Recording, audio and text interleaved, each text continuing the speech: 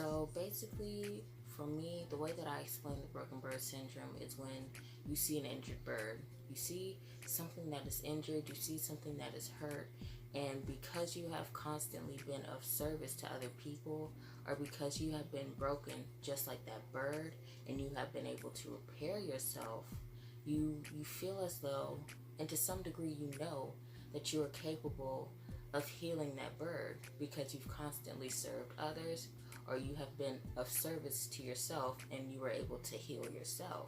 I feel as though you cannot allow yourself to be consumed with constantly ensuring that the collective is okay if you are taking losses as an individual. Because when you are a healer, when you are an advocate, there are certain sacrifices that you make as an individual to improve the collective, to heal the collective, to heal the individuals within that collective. You have to sacrifice certain aspects of your individuality. And I find that when you are constantly being the stabling force in someone's life, when you are constantly being the strength to another, you can lose yourself and lose your identity. And you get so consumed with helping the individual that is broken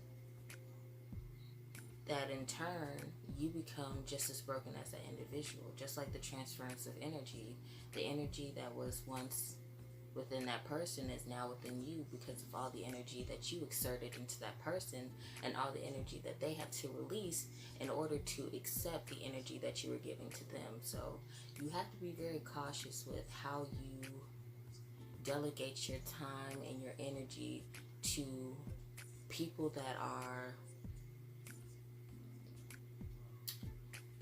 representative of this broken bird syndrome. Not every battle is your battle to fight. Even if you are capable of fighting that battle, even if you have fought that battle before, whether it be depression, whether it be eating disorder, whether it be, domestic instability, whether it be addiction, whatever the case may be, even if you have fought that battle, even if you recognize what that battle is, you cannot fight everyone's battle for them. Your battle is your battle. Their battle is their battle. Because if you constantly put yourself in the position to fight someone else's battle, it will become your war to fight. It won't even be a battle anymore because you allowed yourself to get into a situation that you were never supposed to be a part of. Even if you felt like humanely it was your duty and it was your job to assist another in their journey, sometimes that journey has to be experienced alone. You have to experience the bad and embrace the darkness to an extent in order to really appreciate the goodness of life, in order to see the light in life, to cherish every moment. Sometimes you gotta go through the shadows just to see the light. So, to all my advocates, to all my healers, to all of my people who are experiencing the broken bird syndrome, who have experienced the broken bird syndrome, understand that if someone is wounded, you cannot heal their wound because there's going to be a scar that follows, and that scar is going to be there. And if they're not able to heal themselves, if they're not able to heal their wound, they won't even be able to properly tend to the scar that they have. If someone is wounded, when there is a wound, a scar will follow.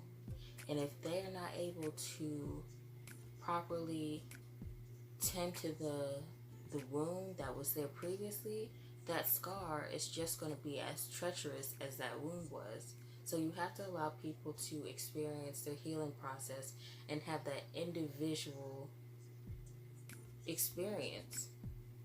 You cannot heal a wound that was scarred, because if you're left with a scar, you're always going to have that remembrance of what wounded you. So you have to be able to cope with that scar. And if you're constantly reliant or dependent on someone else's strength and their stability and their temperance to cope with that scar and to heal any wound, you're not really going to be healing. When you're left alone with yourself, you're not really going to be healed, because you're going to have that scar and you're going to have that remembrance, and you're not going to have the proper tools to deal with those memories and that scar and that wound. So you can't heal everyone. And I think that is the issue when you suffer from the broken bird syndrome. You believe that you can heal someone else's trauma, someone else's pain, and you can't do that.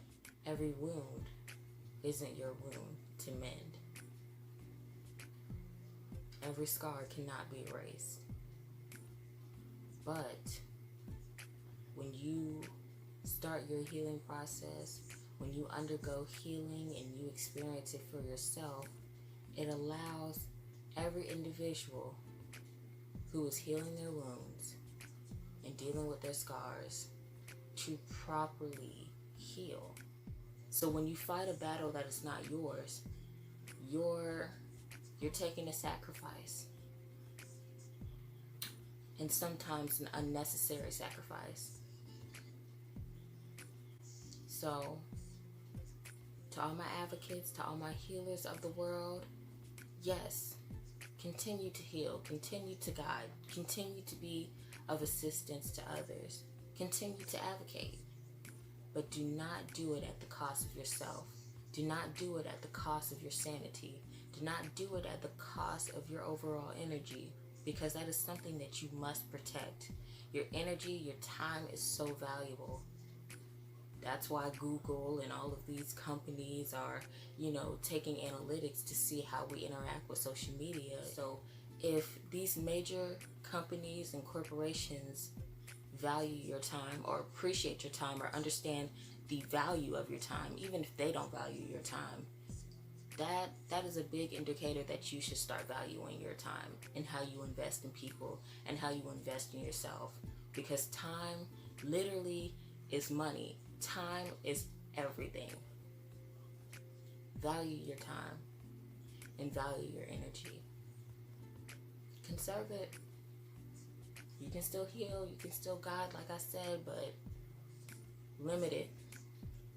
Because you'll help so many broken birds and you'll see them fly and you'll realize, like, dang, I forgot how to fly. Dang, my leg is broken. Dang, my wing is bent. Trying to help Dexter fly, I broke my wing. But he can fly now. You know what I'm saying? So just be careful. I love you guys. I appreciate you for watching this video. And I'm about to go.